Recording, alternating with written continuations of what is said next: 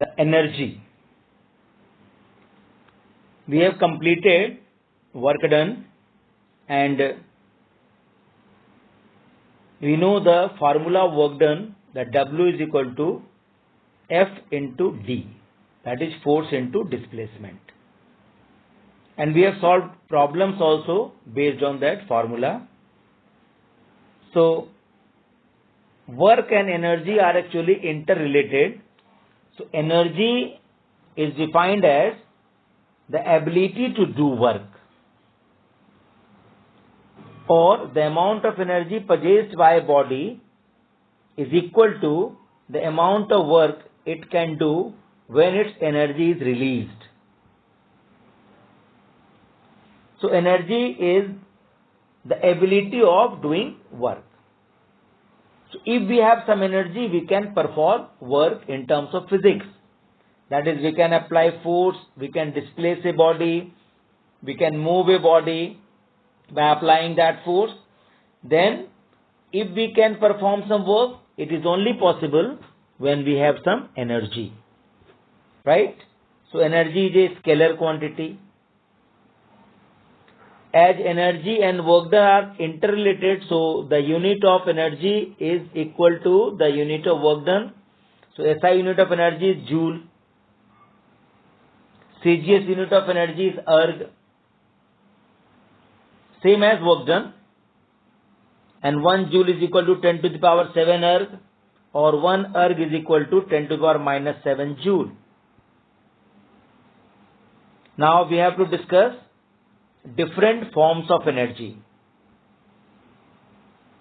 The very first is mechanical energy, and mechanical energy is further divided into two: potential energy and kinetic energy.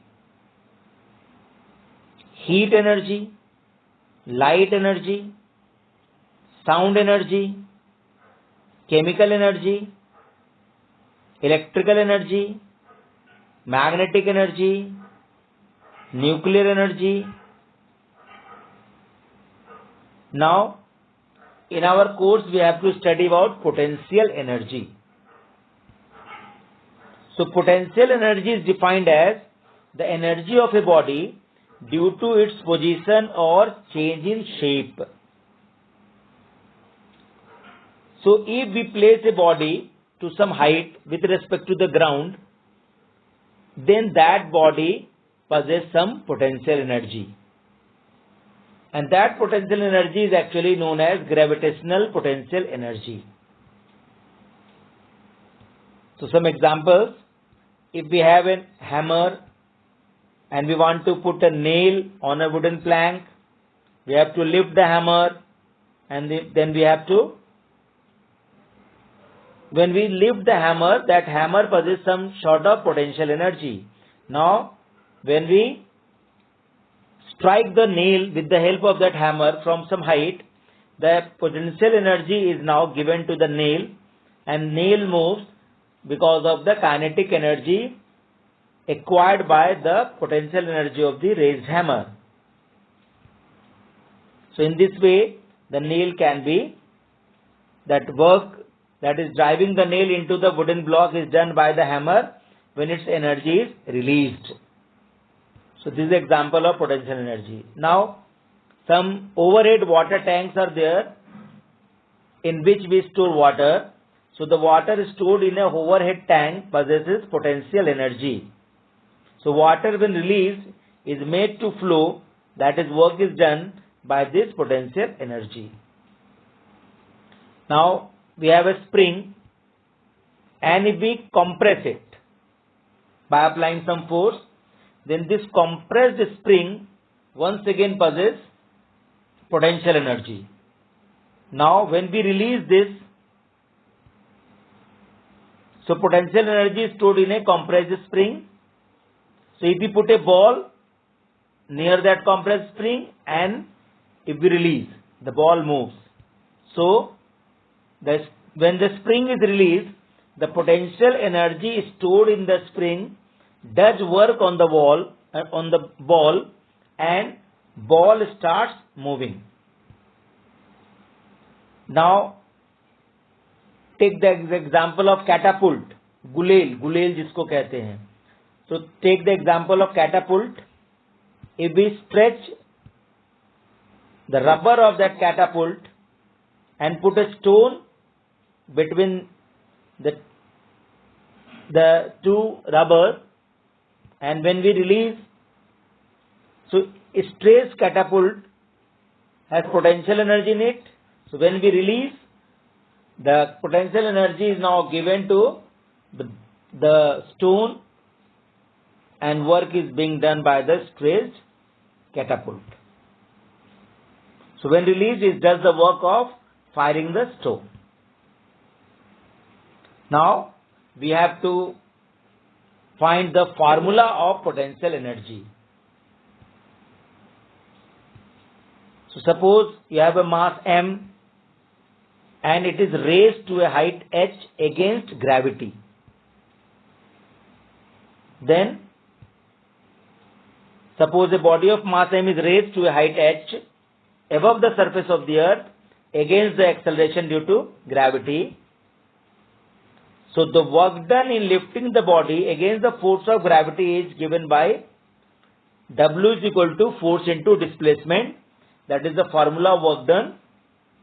Then here the force is equal to weight of the body. So in place of force we can write weight, that is m into g. And displacement means the height. So mg into h is equal to work done. And here this is called potential energy of the. So the work done is stored in the body in the form of potential energy. So the formula of potential energy is mgh. So we can solve numericals based on this formula. Once again, potential energy is a form of energy, so is a scalar quantity. But it is to be taken with proper positive or negative sign, depending on whether work is done against the force or by the force. That we have already discussed in the topic work, that we have positive work done as well as negative work done. When work is done by the force, the work is positive. When work is done against the force, the work is negative. So we can put plus or minus sign even in potential energy. Now if that body is lifted to height h and the second body is once again lifted to some height h, but not as we have done in the first case, but the height remains same. So in this situation, the potential energy of both the bodies are same, no matter that how that body is lifted to some height h. If height is h, the potential energy stored in that mass is mgh. So potential energy is path independent. So potential energy depends only on initial and final position, not on the path adopted by the body to reach to that height. So that is, it depends on the net vertical displacement or height of the body, but not on the path through which it is raised. So if we take the upward potential energy, that is positive work done mgh, then the downward potential energy we have to take minus. So the total energy for the whole process, that raising the body up to a height of h and finally it is dropped down the ground, then the total energy will be 0. So mgh minus mgh is equal to 0. So potential energy in a round trip, that is over a closed path, is 0. So potential energy gained by the body is plus mgh. Potential energy lost by the body is minus mgh. Gained by the body is plus mgh when it is raised to height h. Lost by the body when it comes down. So one is plus and one is minus. Then total potential energy in round trip is equal to plus mgh minus mgh is equal to 0. So therefore gravitational force is a conservative force. So there is a term conservative force. So in physics, conservative force are the force in which the work done depends only on initial and final position, and the total work done for round the trip is always equal to 0. So after that, after completing the potential energy, we have to solve problems based on potential energy. So in my next class, we will start kinetic energy and the derivation. So that's all for today's class. Have a nice day, and I am giving you some problems to solve. After that, you have to solve the problems and you have to send back to me